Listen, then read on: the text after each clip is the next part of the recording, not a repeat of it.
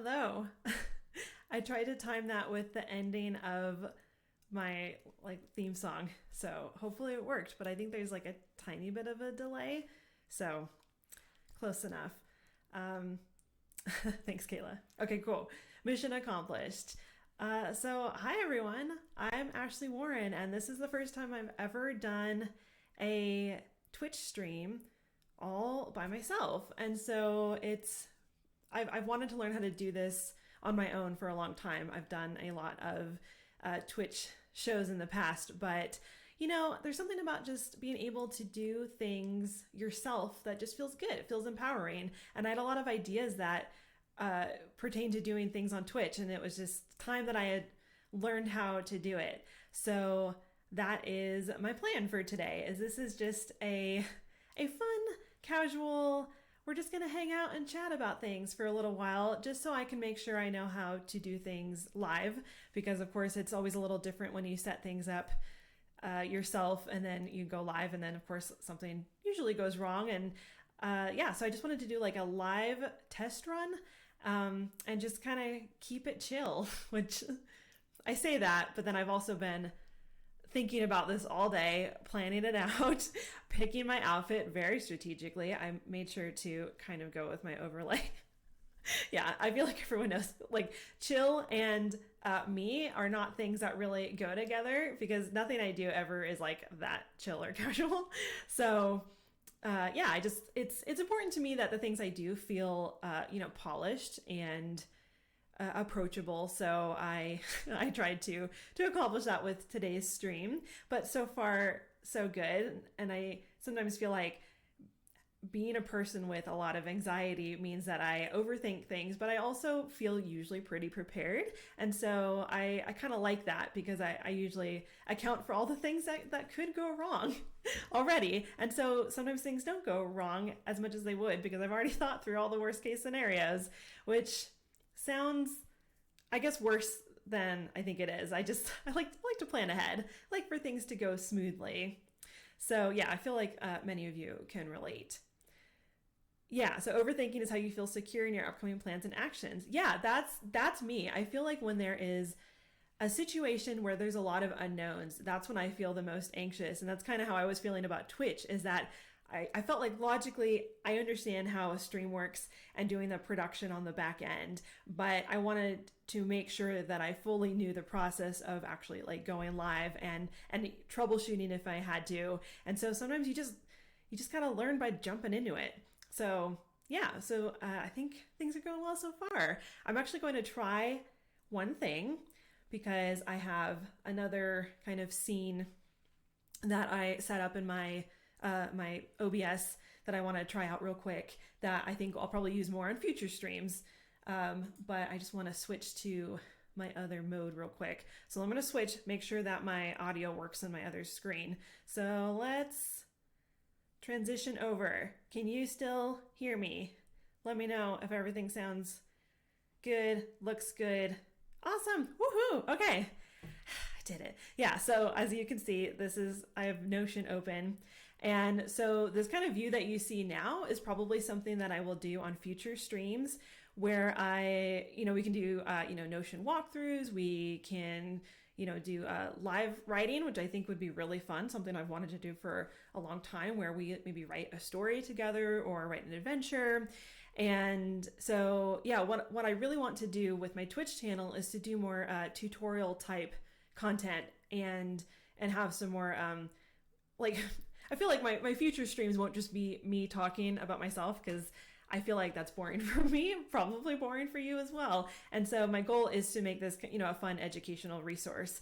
So yeah, I'm excited to really figure all this out. Another thing I need to figure out is how to basically show my my iPad, so that if we do like digital planning streams together, we can actually go through the whole process from start to finish. So I'm excited to set things up. Oh, and I think my friend Paula is in chat, and she said, yay, closed captions.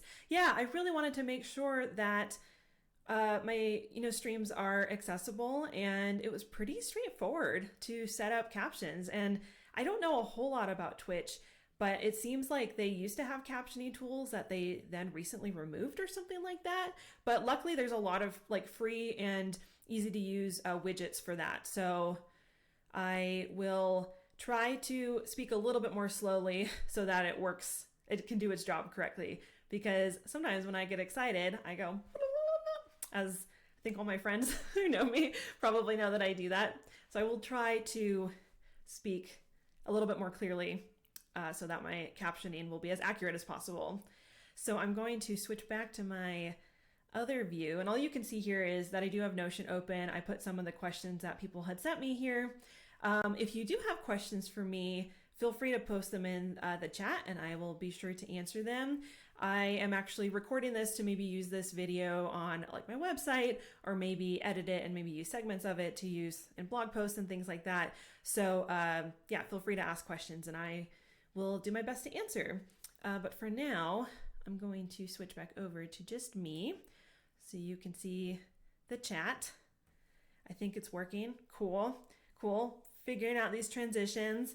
I do have a Stream Deck that I set up with my different scenes and things like that. And it's actually cool to use my Stream Deck for its intended purpose, because right now I mostly have it set up for just some personal workflows and automations and just to kind of open my main apps that I use.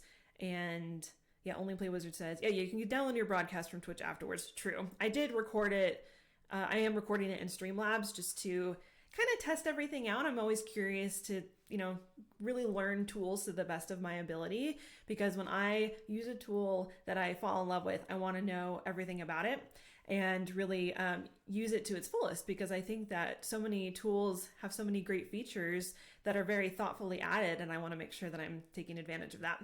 So I feel like there's a lot I don't know about Twitch. It's not really like my zone, but I want to learn more about Twitch itself and really make sure that I'm getting the most from that as well. And I have some offers to teach me how to stream my iPad later. Yeah, I would love that. I downloaded a tool that I think I can use to like plug into my iPad.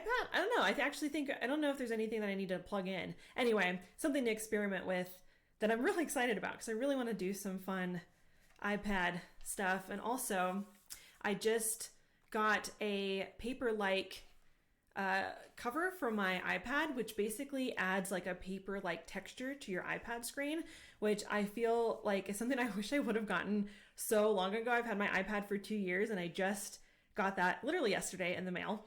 And wow, what a game changer, because I've been doing a lot of digital planning and designing some cool things for digital planning. And I feel like my handwriting on my iPad with my Apple Pencil is atrocious. And so I feel like that'll be a little bit easier because it kind of grips your pencil in a different way. And I know that you can get little like tips to put on your Apple Pencil as well to help with that. And I know a few of you in the chat are pro artists, and so probably have already come to these conclusions yourself. So I mostly just write and do, planning on my iPad. And yeah, but so far I'm just like, wow, this is awesome. It definitely makes me feel like I have more control over my pen movements. So yeah, it feels natural to write. Otherwise it's like writing on ice. Yeah, I just felt like my pen was always just like sliding, and my handwriting is not the greatest in general. It is functional for my purposes, but I feel like it's a little bit more clear now, because sometimes even I write things and I'm like, I can't read my own handwriting and my own digital notes. So yeah. Oh, and then some questions about my chat in on my overlay right now is just through Streamlabs. It was just one of the default options. I had actually set up my whole stream on regular OBS, and then I was looking for ways to add the little chat widget, and then I saw Streamlabs OBS and I'm like, what's the difference? So I installed it just to try it out, and it was super easy. It looks like they're very comparable, but it had a built-in widget for chat, and I was like, I'll just try that for today. And yeah, it looks nice. I think it's pretty readable. I might try some custom CSS later to make it truly on brand, because I'm kind of a stickler for design things sometimes, even though I'm not a designer by trade. I like when things look a certain way. So I put a lot of thought into my overlay, but I basically set up like an overlay template for myself, and then I figure I'll switch out like the background and little details, just so it always feels like cohesive and on brand, but I'm never stuck to always just using the same background or color scheme over and over again. Because my personal kind of branding, not a tip, but what I like to do is make sure that I stick with something that feels recognizable as my brand, but without putting myself into a box where it feels like I have to just stick to the exact same things. I like to use like clean fonts and, clean imagery, but then, switch it up when it feels fun. And I tend to do that, especially on my website, like once a season or something like that, or whenever I just get bored of looking at it. I feel like I'm looking at my website all the time. And so sometimes my changes are for my own use, just to make myself happy. So I like to kind of keep things a little flexible. Again, not the most flexible person, but when it comes to design and creativity, I try to keep things a little bit fluid so that I can always, change things.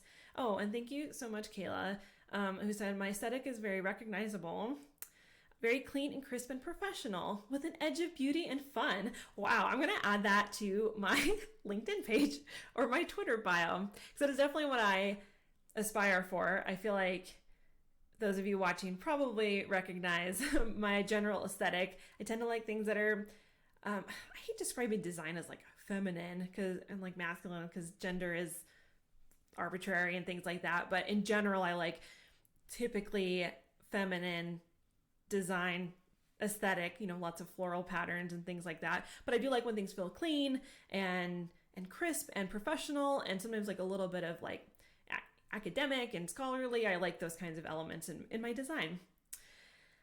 Kayla as a testimonial. Yes, I appreciate that. And Kayla has already written a testimonial for my website, which I'm very grateful for. There's nothing like having good friends who say nice things about you and make you sound good and professional. A+, recommend. Okay, so let's actually talk about some questions that you asked me on Twitter, Facebook, Instagram. I just compiled some things that people had sent to me. Oh, and Only Play Wizards. Yeah, I'd say you like floral, soft colors, no outlines. Yeah, for the most part, yeah. I don't like things that are too harsh. And I'm really into like the blobby aesthetic lately, kind of like my overlay. And like, I just kind of like the abstraction, but it still leads to actual like literal design elements, like, leaves or things like that. So I know that there's a better way to describe that style. It's like a vectorized style, but I always refer to it as like blobby, which is not aesthetically pleasing as a word, but that's like the style that I like. Ordered chaos. Sure. Yeah. Amoebic. Yeah, it is kind of amoebic, because it's like these like blob shapes that all kind of come together to form these like lovely patterns. And yeah, that's just kind of my general aesthetic. I have some kind of images like that on like my website as well. So I feel like it's very on trend. I'm curious if in a year or so I will totally hate that, but we'll see. I try to stay informed with design trends, both for my personal use and for my, professional things like that. I like my aesthetic to be, very current and modern, but I'm always really curious about how design trends change over time and the colors that are popular. And I'm really eager to see what the Pantone color is for 2021. I have some guesses. I'm kind of hoping that like, I would love to like make bets on it with my friends who are also into design. I'm thinking like maybe some sort of like dark green shade or like a mustard shade. Kayla just said, I want a yellow. I'm kind of thinking that mustard might be the color of 2021. So if you want to bet on it with me, we can do a pool, because I love the Pantone color of the year. I've also been following like all the different paint brands. They do like colors of the month and colors of the year. It's just a big marketing thing, but I love when they're like, this is a trendy color, and I'm like, that's the color of my office. I'm so on trend. So that's fun. Mustard. Yeah, I gotta say I'm a big fan of mustard. For my birthday yesterday, I went on 2 picnics yesterday, which I was very excited about. One with my mom and my brother, and then I went on one with my husband last night because I really wanted charcuterie for my birthday dinner. And Andrew got this like really nice like spicy mustard. It was very delicious. I like any food that's like a little funky, Like my brother does not have the same taste as me in that sense, and he got a sandwich yesterday that had like horseradish, and I was like, oh, I love horseradish. Like I could totally just like eat it with a spoon. And he's like, that's disgusting. I'm like, yeah, you're probably right, but it's so good. Give me like, gotta have your like funky stuff. Yeah, I'm glad that some of you also enjoy horseradish. That's like one of those foods that I feel like a lot of people like. I heard for most of my life that it was like kind of off-putting, and then I actually tasted it and it was like, this is amazing. Anyway, that's enough about horseradish. I could probably do a whole show about the pickled and fermented things that I like, but I don't know.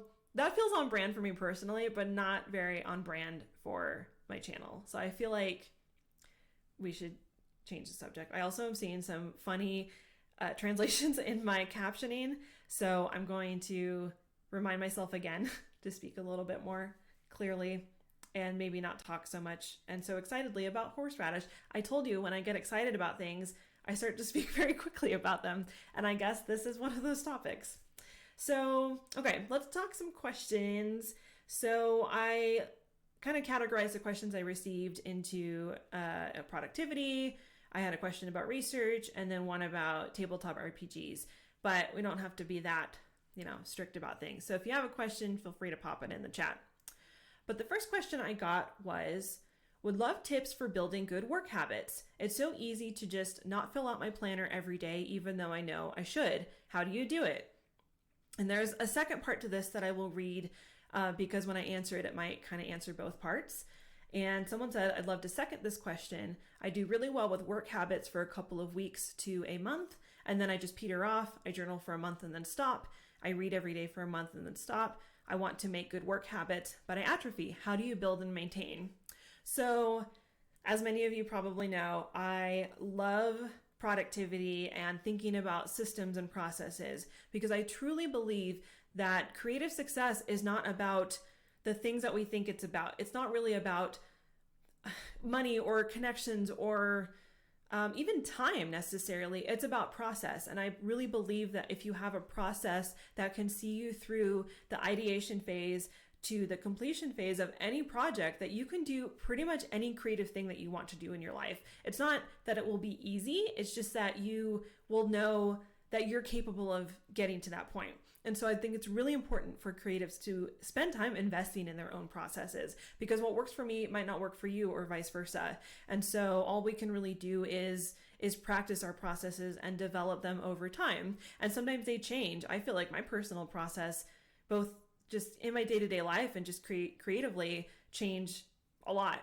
And so when it comes to this, one of my main tips for good productivity habit building is to keep your systems very simple and small, especially when you're first starting or you're first developing those systems. And I think when it comes to journaling, that's a good kind of example to use. So I used to journal all the time for most of my life. I would fill up notebook after notebook. I was just constantly writing. I would even, sometimes I look back and I'm like, why would I do this? But I remember bringing like my notebook to the movie theater sometimes when I would go with my parents and they were seeing a movie that I like didn't really want to see. And I would just bring my notebook with me to like write in while during a movie. It's like, couldn't I just have like watch the movie?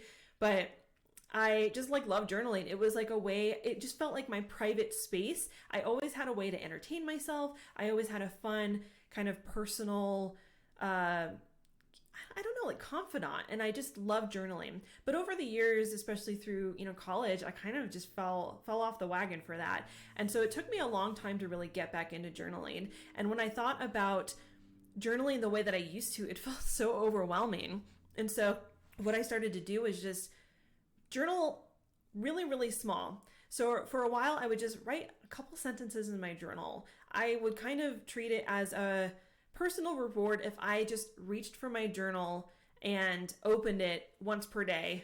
And maybe I didn't always write in it, but I tried to get into the habit of leaning on my journal as something that I would rely on every day, because that was a good way for me to know that it would get some use. And then I also got into bullet journaling, which is an actual system of journaling. I know it refers to lots of different kinds of journaling, but it really is a way to like track your to-dos. And there's like a marking system for how you organize your to-dos and prioritize things. And so what I really enjoyed about with bullet journaling specifically is that there's not a lot to it. You basically just like kind of write a to-do list and you use your certain marks to denote what you really need to do. And when you done things, you know, cross things off, and it's really simple. And actually, kind of the main essence of bullet journaling is called rapid logging, where you don't overthink it. You don't have this like extravagant, beautiful page where it's all like very artistic. It's just the basics. And I found for me that that really helped to at least get me back in the habit of using a journal regularly and writing down my thoughts in an analog way versus digital. Because I do feel like for me, it uses different parts of my brain when I'm writing things out on paper than when I'm typing them. And I feel like this gets into kind of another topic, but digital planning kind of works the same way for me, that when I'm actually writing my thoughts out, it gets them out of my head in a more effective way. And so I think when it comes to developing your habits, you just have to keep it simple for yourself. I think that when we make our systems overly complicated, they don't really work. And I think that it's important that whenever you're setting up a new system or establishing a new goal, is to think of, where are my points of friction? What is currently preventing me from doing this specific activity on the timeline that I want to be doing it, whether that's writing in your journal every day or doing a weekly planning session. And I feel like when we can identify our personal points of friction, then that makes the rest easier. Because if you feel like journaling takes a lot of my time every morning, so I don't want to do it every morning, then maybe keep it simpler for yourself. Maybe don't spend 30 minutes on it, spend 5 minutes on it max, just so that you do it a little bit every day. Because I think with journaling, it's a wonderful endeavor, and I think it's really healthy, and I think everyone should journal personally. And I think that the journaling community is really great as well. But what I feel like I personally would run into is that sometimes I felt like I needed to have these really complex and beautiful spreads for, you know, writing down my thoughts, and it just felt unsustainable. If I had to maintain those all the time, I knew that I wouldn't use them. So that's how I feel about my systems. And that's kind of how I felt with Notion. When I first started using Notion, I downloaded an embarrassing amount of templates. I had to upgrade my account, which I'm glad I did, because now I use its pro features, but I kept running out of pages and boxes, and I was like, but I need all these templates. And they had really cool templates for like, you know, tracking the books that you're reading, like really beautiful templates with like the picture of the book cover, and it was all very like aesthetically pleasing, and you could like, you know, rate your books and stuff like right within Notion, and then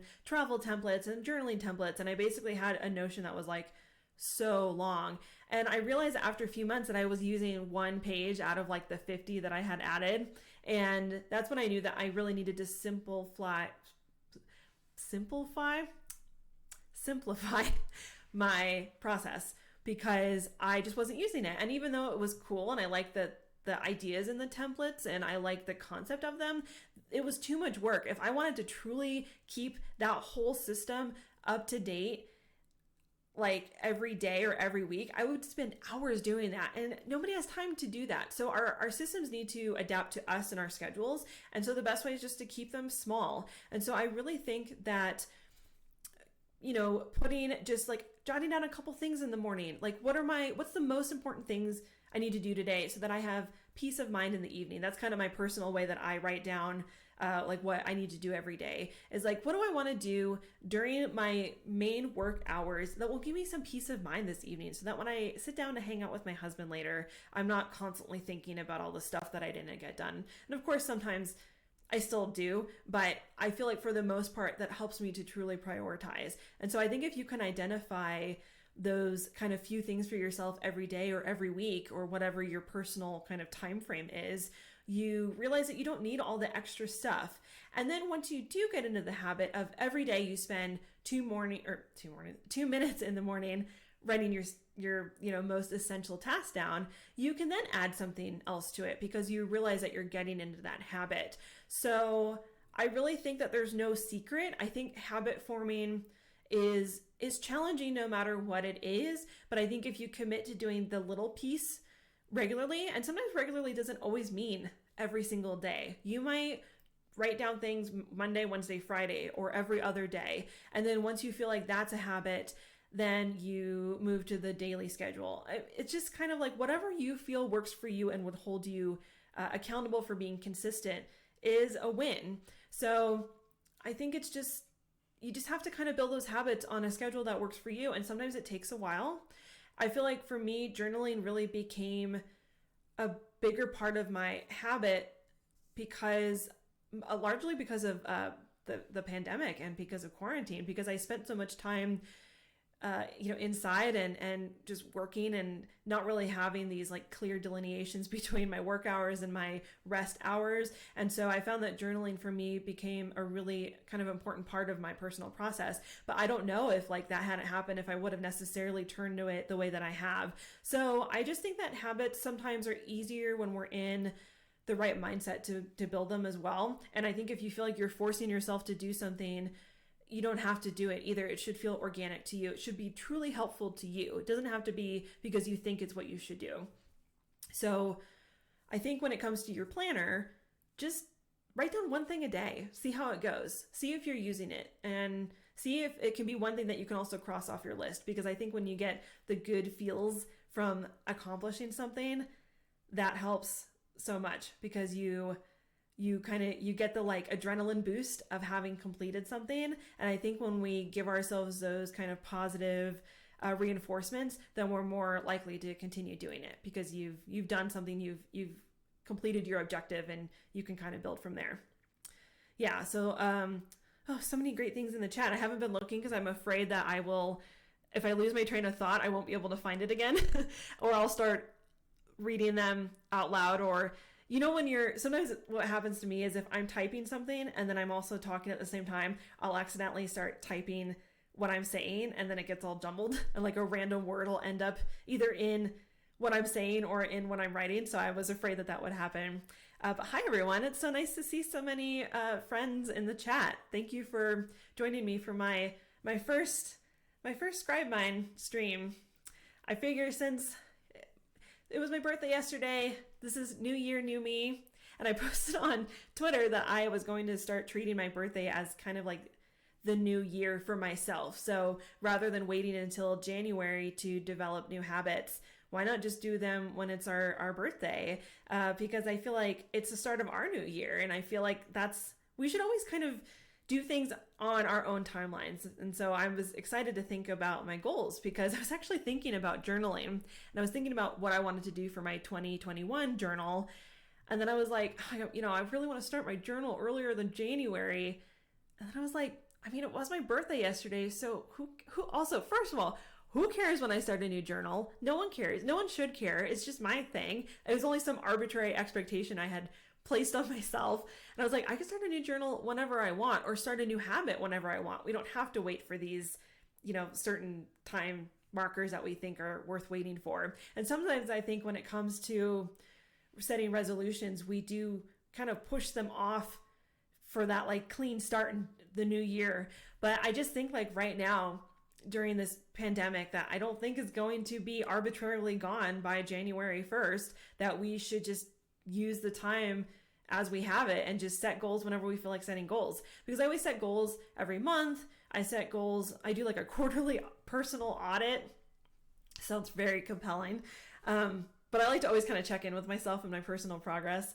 And then of course I set like my yearly goals. And so I'm always goal setting, and which makes me sound very high strung. I will say that my goals are not always like professional goals. They're not always big goals. Sometimes they're just like habit building. Like I would like to write in my journal once a week and see how I feel about it in 3 months. Like I just feel like when I have goals, it gives me something to look forward to. It gives me a way to check in with myself because I think it's really important that we make time in our lives to actually check in with ourselves. How are we feeling?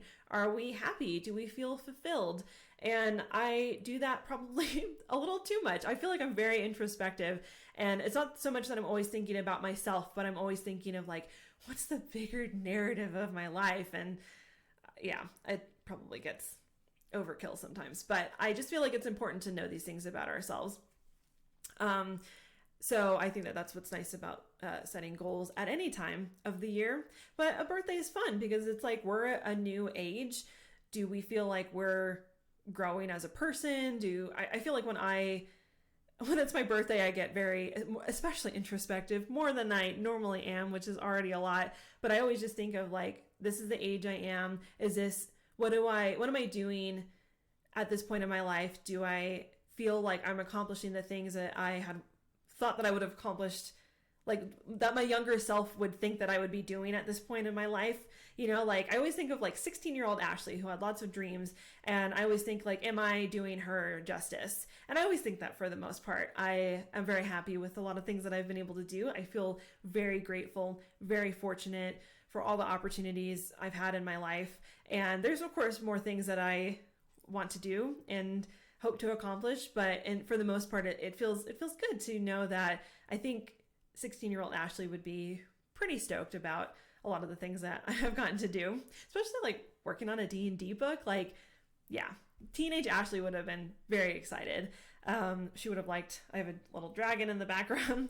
So she would like my house. She would think my husband's really cute. So I like to think that I am doing my younger self justice. So that's kind of in general how I view, I guess, my personal views on goal setting. I don't know why it's like 16-year-old Ashley and not like 20-year-old Ashley. 20-year-old Ashley was kind of a hot mess, and so I don't really like that version of myself. I like 16-year-old Ashley because she had a lot of dreams, but was also very realistic and very hardworking. And I feel like in a lot of ways, I'm twice that age now, which is weird, but I still feel very connected to that version of myself, but also now like a better version of that. Jack says, who doesn't think your husband is cute? This is true. I have a very cute husband, and I don't feel bad for saying that. So there, I have a cute husband, and I feel very lucky. He's, I think, watching. He's making me dinner. So he's cute and cooks for me. So I feel like I really lucked out. I have a good partner. I think that a life partner is kind of a strategic decision, which makes it sound totally not romantic, but I am a very romantic person, truly. I'm like kind of I feel like I'm very analytical, but I'm also very much like a dreamer. And I think that's why I like creativity, because I think that creativity is a mix of like, you know, problem solving and analyzing things, but also just the ideas. And so I feel like when it comes to picking your partner in your life, it really does help to pick someone whose, you know, goals for their life align with yours, and having a partner who will support you. And I've had lots of wild ideas over the years. I've started lots of businesses, and it's been really great to have a partner who is supportive of all of that. And I think it matters, because I think when you have family and friends who really can get behind the things that you want to do, it makes everything in life a little bit better, because you can also share your accomplishments with them. And yeah, I feel very fortunate to have a good, you know, a great partner and great family and great friends, because I think that the communities in our life help make our lives better. Anyway, that was a little bit of a tangent. Okay, so here's a few other questions. So actually one was relevant to that, so I wasn't totally off base, but someone did say, you mentioned on Twitter that you're creating new resolutions now since it was just your birthday. Can you share what some of those are? So a big one for me is I have been actively reevaluating my relationship with social media a lot, really over the past couple of years, but especially this year. And I feel like there's some level of irony that I'm talking about this on Twitch, a social network. Oops.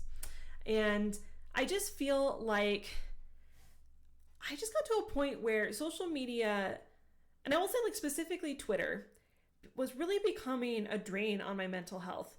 I was trying to balance all the good things that I feel like I was getting from it, because I really do love my, you know, community there. And I feel very fortunate to have kind of amassed the follower count that I have, even though I think follower counts are kind of silly. I don't think about it very much, but I feel very fortunate because having that, the number that I have, it's, you know, it's almost, I think I don't know, 9,000. I actually haven't looked because I truly don't care, but I also realize that it does allow me to do certain things because I can share my work with a fairly large audience, and I'm very grateful for that. But I also found that the experience of using Twitter when you have, you know, 5,000 followers versus having, you know, 800 followers, which is like, you know, what I had for many years, for most of the time I was on Twitter, is a very different experience. And I just felt like no matter what I posted, no matter how harmless, it seemed to always become a thing. And I don't even really use Twitter that much to share really truly personal things. Sometimes I'll share things because I do believe in maintaining a balance between being authentic and professional on Twitter is how I personally view it. But I like to share, things from my life. But I just felt like there was like nothing that I could share that didn't seem to kind of be blown out of proportion. And it wasn't that I care so much about other people's opinions. It was that it was becoming a time drain for me to have to manage my Twitter account, because sometimes I don't believe that you're obligated to respond to every single person on Twitter. But what I was finding is that sometimes if I chose strategically to not respond, it would somehow escalate. And I was just like, nobody has time for this. I just want to make cool stuff and share it and support my friends. And I don't want to get involved in a bunch of things that I never really set out to do. So, and yeah, Rage Cage Rugger said, I made a joke about the no reply feature thing. And that was a good example of like, I just want to keep this a fun and easy platform to use because I do see its value and I do like to connect with people. But it just was becoming too much. And I also learned realized that everyone thinks that they are using it the same way or that they have the same timeline that someone else has. It's like everyone follows different people. And so, our timelines all look different. So sometimes I'm replying or referring to something that someone else thinks is a different topic. And then there's like this cross-wired issue. It's like, well, why are we assuming that we all are having the same experience on the same platform? So that was just like one thing that I have been changing a lot lately, is just reevaluating my relationship with that platform specifically, but just in general, like, who do I want to be on the internet?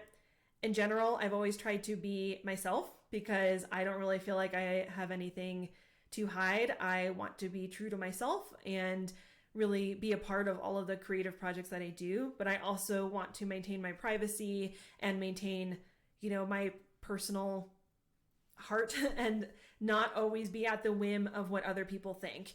And especially as a creator, I want to spend more time creating things and then sharing those things, which is what I think the benefit of social media is being able to share those things and connect with other people. I mean, I think of projects like Uncaged, and I don't think I could have done that project without Twitter, because that's how I connected with the community that became the Uncaged family. And so I do see a lot of its value, but I just feel like on a personal, internal level, I had to figure out what that meant for me. And so that's kind of a process of, determining when I check it, what kind of things I post. I actually made a personal kind of rubric for myself of like, here's how I want to use Twitter, and I know that if I stick to these things for myself that I will have a pleasant experience there. And of course it doesn't work for everyone, but that's just a personal choice that I have made. And yeah, lots of comments about Uncaged, and I wouldn't have been a part of Uncaged if I didn't see a specific tweet, and I think that's wild, right? Hi, Allison.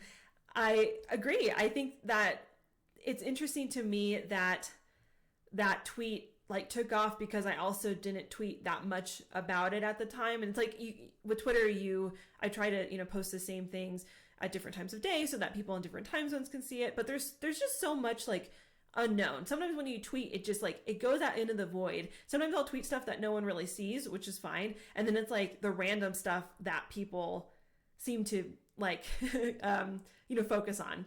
And I mean, I work in marketing as a profession, so I know how the algorithm responds to things, but it still sometimes feels like a moving target. So anyway, one of my personal goals is just to make sure that I am not ever relying on it for any sort of internal validation, which I don't really feel like I ever was, but I just feel like it's easy to get caught up in this cycle because there is something that when we see a notification, our brain is like, ooh, a notification. I think that sometimes it can be kind of addicting that we are always checking it, always kind of seeking that that stimuli. And so I think just in general, it's good to make sure that we, are aware of those things with ourselves. And I know for me, like there was one day where I was like, I kept closing Twitter and then immediately opening it again. And I'm like, what am I doing? Like, I need to just break out of this habit. This is ridiculous. And so I just realized that I had this weird like habit where I kept doing that. So I don't want to do that anymore. And I actually haven't. I've been using it much more sparingly, which I think has been good, but it's fun to check in because I like to see what other people are doing. I am excited to connect with people. And I want to make sure that I'm supporting people, but it's just I think it's just having a balance between those is important. So some of my other kind of personal birthday resolutions, one is kind of continuing to change my creative output, which is kind of something I've been doing all throughout 2020, because for the last few years I've had just a ton of writing deadlines, a ton of really writing heavy projects. And of course, writing is a huge part of my life. It's being a writer is a huge part of my identity. I always think of my identity as being, I feel like I have these three pillars: writing, education, and research. And so to me, I'm happiest when I can do a mix of all of those things. But of course, writing is a huge part of that. It's been my livelihood for many years. And I am very grateful for a lot of the writing opportunities that I've had, specifically in the tabletop RPG space.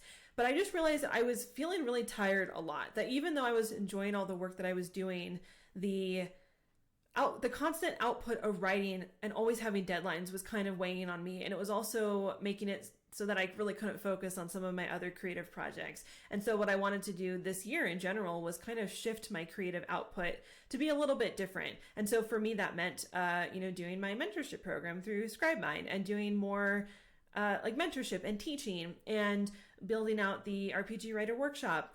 And so I want to continue with that, where I'm balancing my creative writing work with some of my other kind of creative pursuits.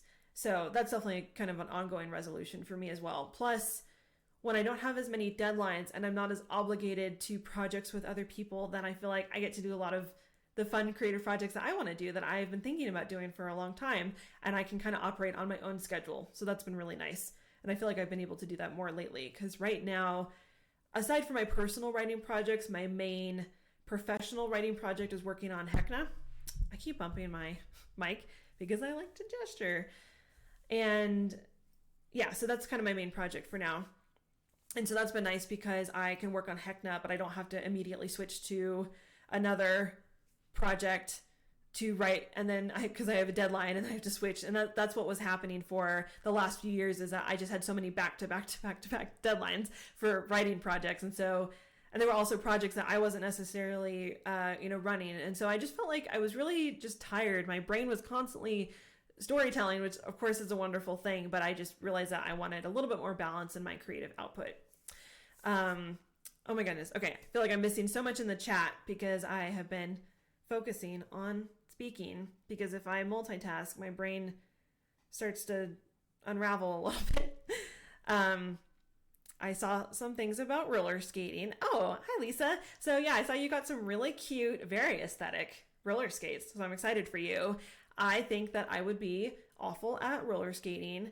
One of my fears is ice skating because when I was like a teenager, I fell ice skating and nearly broke my tailbone because all these little kids on ice skates were like whizzing around me, and I was like, ah, and then I fell, and it was really so painful. And also a few years after that, I slipped on ice because I live in a place where it snows and we get ice on the ground, and I slipped on ice outside of my high school. I say it like a few years. Oh, I think I said a few years after, which is correct. Not a few years ago, because I'm not really old, but but I fell and I landed on my elbows, and I thought for sure I had broken both of my elbows, but I didn't. But it was incredibly painful. My arms were like rigid for a few weeks. So I just don't like ice.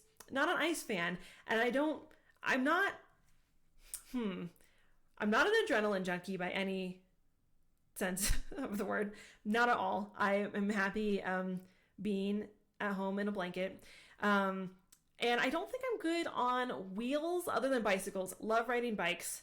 Don't think I could rollerblade or roller skate. I don't know. I would try it, but be very not cute about it. So we will see. So that's ironic considering Rye Mother Frost Maiden. Yeah, I will say that I love snow. I love like snowy, frigid landscapes. I love I do go snowshoeing, and I love actually being out in the snow, but ice is scary. And especially when you live in a place where it snows and there's ice on the ground, and black ice is very dangerous. And that's the stuff that like kind of freaks me out. But yeah, I don't know. I feel like roller skating is very cute and charming and endearing. So I will admire from afar while I sit in a chair that doesn't move. I feel like if I tried to skateboard, it just would be a disaster. Or anything that doesn't have like a handle. I can scooter, probably can scoot, and riding a bike can totally do. Although I will say that it took me a long time as a kid to learn how to ride a bike. Again, I was kind of a scaredy cat as a kid, and I remember I was learning in this pretty wide area that had like a large dumpster kind of in the middle of this like large dirt patch, and for some reason I ran right into the dumpster even though there was all this land around it. And I remember my parents were watching and they were like, oh my god. So yeah, but after that I learned how to ride a bike and I learned it real good, so now I'm a good bike rider. But that's about it. I think that's all I really do on wheels. Okay. Oh, thanks Only Play Wizards. Thanks for tuning in. I think we'll probably only go for another 10 or 15 minutes or so, and then I am going to go eat dinner with my hubs, and we might go take a walk around the local pond and drink some hot chocolate or some cider and be really fall aesthetic. But let me at least wrap up some questions before then. Oh yeah, my pond. Okay, so I have this, I'll explain what my pond means.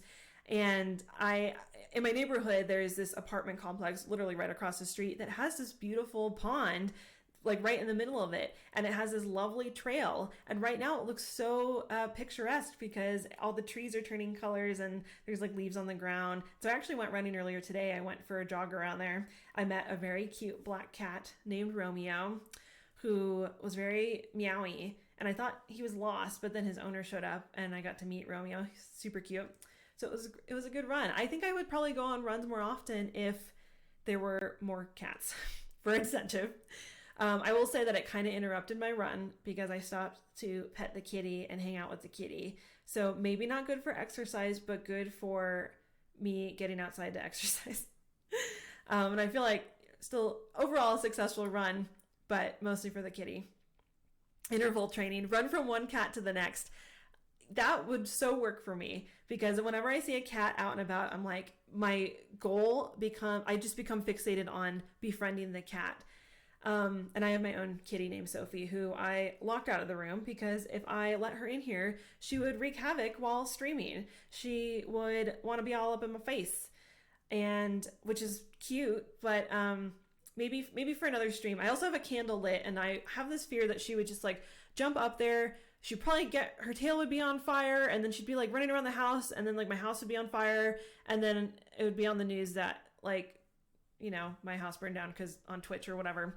So I would really not like to do that. And for the most part, my cat is very chill. She's very much like me. We have very similar personality types, but sometimes she turns into a little heckin' monster. Like last night, she kept knocking stuff off of my nightstand, which is not something that she normally does, but she just had this little bug up her little furry butt, and she was just waking me up at like 4:30 in the morning. So I don't know, but she's a cutie. Yeah, a Heckna monster. Yeah, I feel like whenever I say heck now, it's like, it makes me think of Heckna. And that's actually how the title came about. The title was decided before I actually came on the project, but it was supposed to be like a joke on Vecna. And it was like some internal joke at Hit Point Press, I think.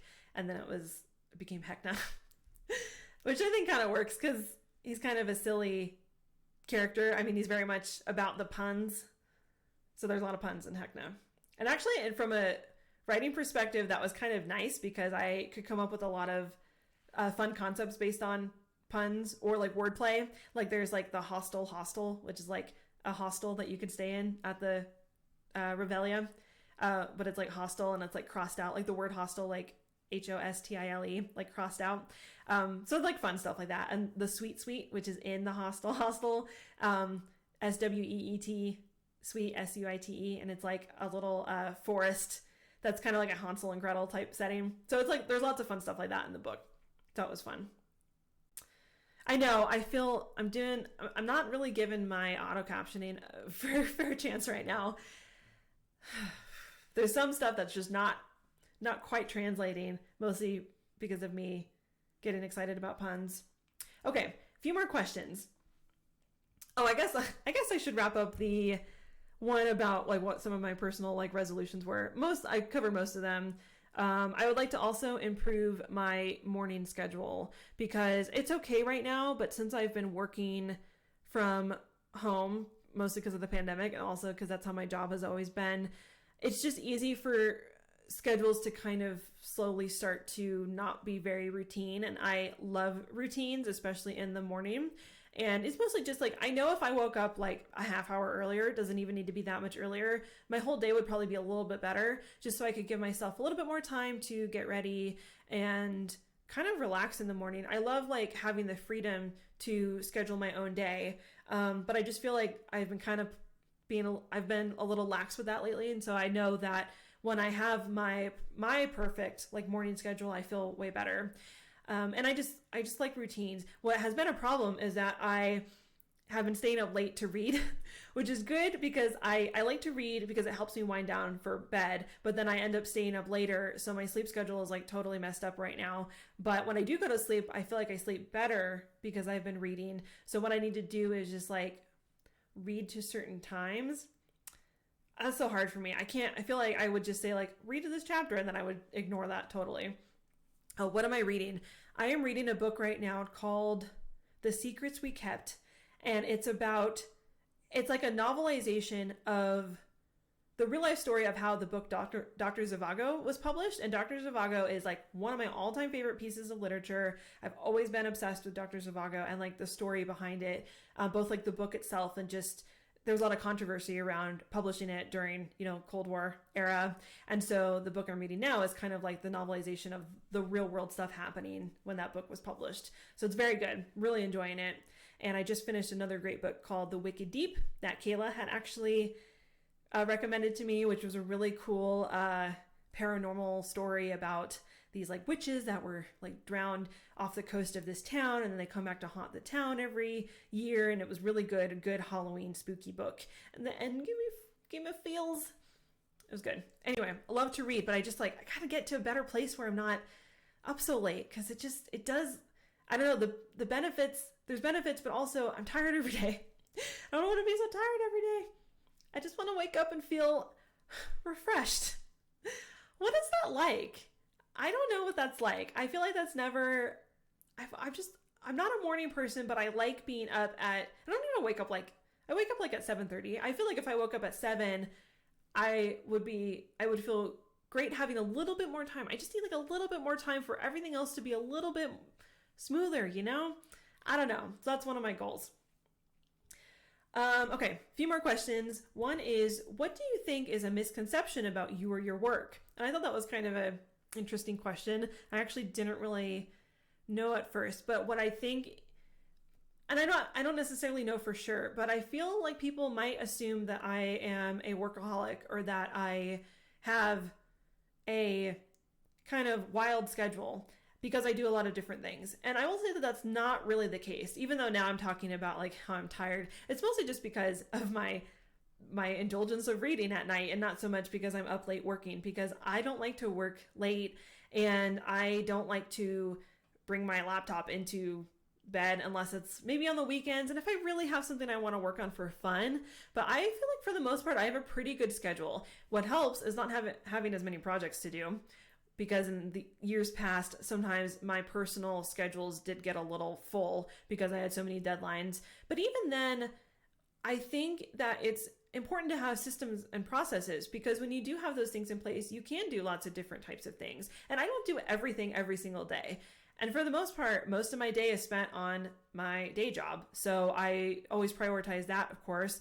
And then I work on, my fun and personal projects, which I take seriously. Like the workshop is something that is a professional obligation. So I do spend time working on it, and ScribeMind is my business, so I do spend time working on it, but I don't do every single ScribeMind project every single day. And it's just a matter of having a schedule and a process that works for you. And because I work from home and can set my schedule, sometimes that does allow me to factor in those other things. That is another reason why I want to get up a little bit earlier, is not to work more. It's just to, I could watch an extra YouTube video in the morning, or read a little bit in the morning, or I just want a little bit more time for the downtime that I like, because I like my downtime and I don't want to work all the time, and I don't work all the time. I love to sleep, and I like to spend time with my husband and do other things in the evenings and on the weekends and just work.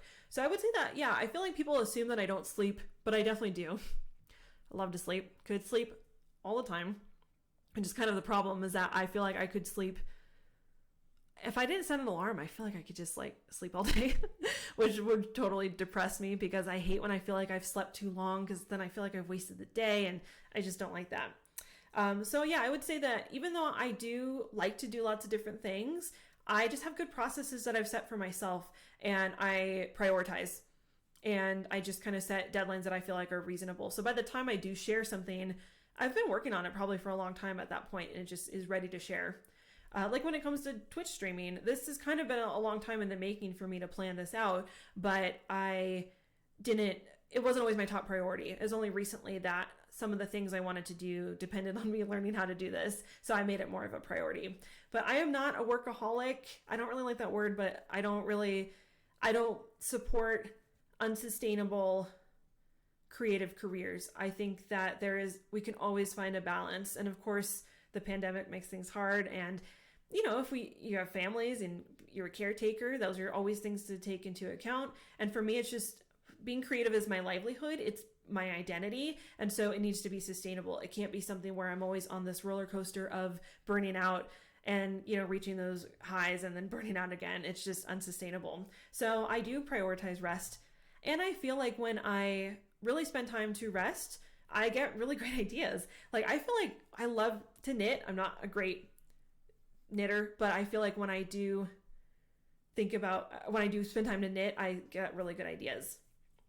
So make sure to rest. Do not support hustle culture. It's just not worth it. Okay, I have 2 more questions and then we will wrap up. Thanks for everyone who's, I know a few of you have to head out, but thank you for tuning in. Nice to see you. So let me answer a couple more things and then we will call it a night so I can go eat some dinner and drink some cider with my hubs. I feel like saying hubs, I feel like a blogger. I feel like that was a thing for a while where bloggers would like have cutesy names for their husbands. I don't know. I probably won't say hubs. It's not really a word that I would say in my normal life. I don't know why I'm saying it now. My husband's name is Andrew, so I will just call him by his name. One question I got is, what is the strangest thing you have had to research for a writing project? And I feel like every writer goes through this where you research weird things like what happens when a body explodes. But it's like, oh no, I'm on some sort of watch list now, even though I was just looking it up for a book, I promise. I think that I have looked up a lot of environmental things for especially TTRPG work. Like for Frost Maiden, I did some research on like the icicles that form underneath the water, like underneath really frigid water, and I thought that was really cool. I have studied flora and fauna and different just landscapes, which I think is always fun. I'm trying to think of like the strangest thing. I'm sure that I have researched weird things for writing. I mean, always, what's the effect of this on a human body is a common question because I don't always know, like, what happens if you get shot with an arrow, within 10 feet, it's like things like that. I feel like I've looked up a lot of.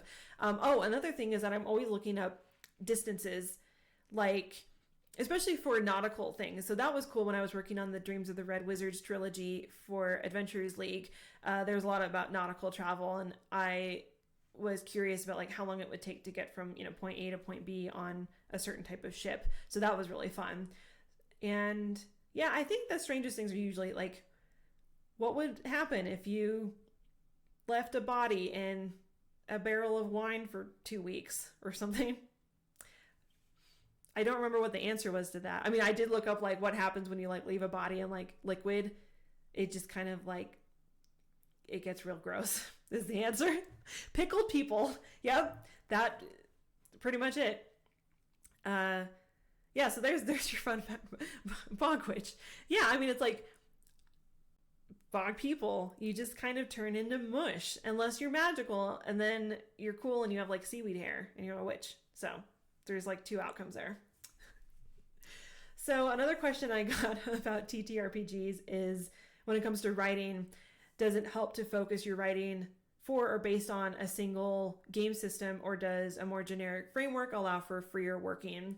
And for me, I think it's a little bit of both. I do think that there is a pretty strong relationship between mechanics and story, and some game systems are better suited for certain stories. And I know that's a common criticism of D&D, is that a lot of people use Dungeons and Dragons for stories that people think could be better told with different rule sets.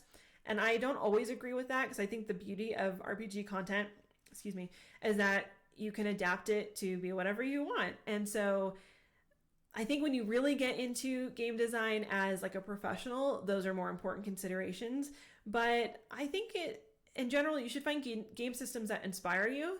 I am personally inspired by D&D. I like D&D. I like other game systems, but I like Dungeons and Dragons. I just do. And I'm inspired to continue writing for it. So I feel like for me, really learning the rules of D&D, and even just like going back through the books, like the Dungeon Master's Guide and the Monster Manual, like that always inspires me. So I think that when you really get to learn the rule sets that you write for, you always kind of have a source of inspiration that those kind of source books can offer you. But I also think that if you have a story that you want to tell, there's a lot of different ways to tell it. Like I think of some of my own work would probably be well suited for Call of Cthulhu, because I love kind of like horror type content, maybe Vampire the Masquerade. Like I feel like I would be interested in exploring those other game systems. I do think that when you're a writer, sometimes there are only so many hours in the day that you have to dedicate to a game or a game system. So it's okay sometimes if you don't expand your options all the time. I think that if you're someone who aspires to be a professional narrative designer, the more that you can learn about different game systems, the better, because you'll learn to think differently about narrative design and how to tell stories, because another game system might really inspire you with how some of the mechanics unfold. So I think it's definitely worth it. And I'm always eager to learn new game systems. I feel sometimes to write for new game systems would require a lot more time. Again, not something I'm opposed to, but just something I have to factor into my personal schedule, is like, how much time do I truly have to invest in learning a different game system to tell a certain story? But I think it's depends on your goals as a writer, and it depends on what you're looking for in the game systems that you're telling stories for. So that's my answer on that. So there. Okay, well, we are at just about the hour mark, but thank you so much for joining me. This was really fun. I didn't know how it was going to go with just me talking, because I think that just talking into the abyss is kind of weird. But this was really enjoyable. Thank you so much for being so active in the chat.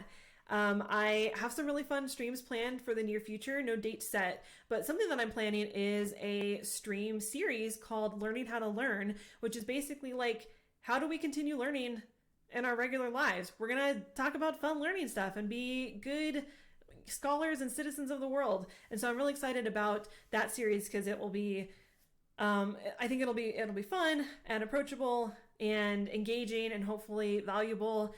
And we can do it all on Twitch. So we'll talk about note-taking, we'll talk about research, we'll talk about what kind of learner you are, because these are just topics that I feel come up a lot when we do the workshop. And so it seemed like a good opportunity to do this as a series, just as some free educational content. That's what I like to do most, is develop educational resources for my fellow creators. So that's what's on the agenda. Once I can figure out my schedule, I will share all that with you. But I think that's all I got. So thank you again. It's been wonderful talking to all of you. And we will chat again soon. And I'm going to switch to my end of stream screen to really round this out. I feel like everything went pretty smoothly. So fingers crossed that this last change won't change anything. So have a wonderful night, and I will talk to you all soon.